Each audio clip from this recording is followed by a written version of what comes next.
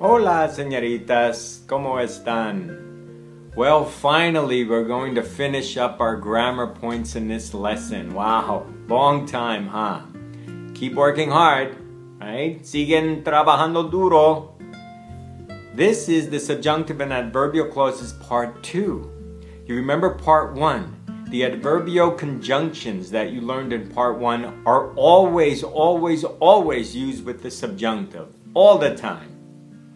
However, in this part, you're going to see adverbial conjunctions that could be used with the indicative or the subjunctive. And once again, we have the word cuando, which means when. And so you remember cuando when you first learned in Spanish 1, all about adverbs, all about the present tense and the indicative. You talked about cuando in a habitual way. Cada día cuando voy a casa como helado. Every day when I go home, I eat ice cream. And then you learn cuando in the past. But now we're going to talk about cuando as a conjunction, thinking about the future. And remember my example in part 1. When I'm 66, I will retire. Well, here, I may not get to 66. You don't know, I don't know, no one knows. The future is a mist. And so when you're thinking about the future and you use cuando, the subjunctive must be used in that clause. Cuando yo tenga 66 años, yo me retiraré. Okay, so get your notes ready. Nos vemos en clase. And now, señoritas, you will see certain conjunctions. Oh, it's writing in red. Certain conjunctions that can be used either with the subjunctive or the indicative. Remember the group in part 1 always use the subjunctive. The group in part 1. Oh, my goodness. There we go. That's short for subjunctive now. But now you will see conjunctions that could be either subjunctive or indicative. And so now look at these conjunctions. Here's the one I've been using. Oh my goodness, it's blue now. But anyway, here are the conjunctions, and I've been using cuando quite often in my cuando yo tenga 66 años. But there are a couple other ones like después de que and cuanto means as soon as, hasta que, until, and another expression that means as soon as, tan pronto como, depending on the nature of the sentence. It could be either with the subjunctive or the indicative. And you probably can guess why these, when used, would be used with the subjunctive, because we're thinking the future. You now know by heart my expression, the future is a mist. So here it is right here.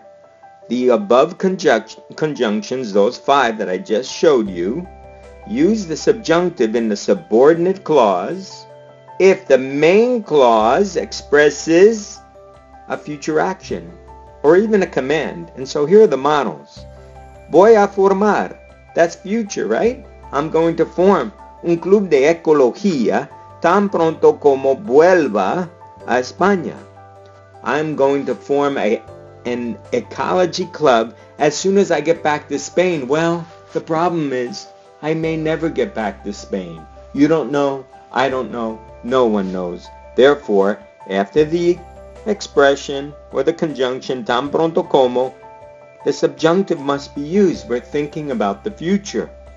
Here's a command, ayúdame, which means help me. And usually, commands are about the future. They indicate some type of future action. So, ayúdame cuando termines tu tarea. Well, the problem is you may never finish your homework. So you won't be able to help me if you never finish it. Ayúdame cuando, there's the word, cuando. termines tu tarea.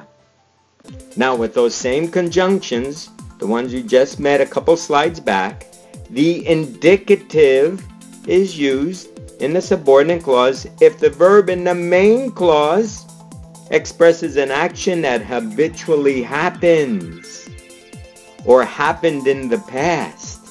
For example, yo siempre, there it is, that's the indicator that it's habitual. Yo siempre como la cena después de que, and then don't forget we have a change in subjects, lleguen a casa. So this is a habitual action. I always eat dinner after my parents arrive home.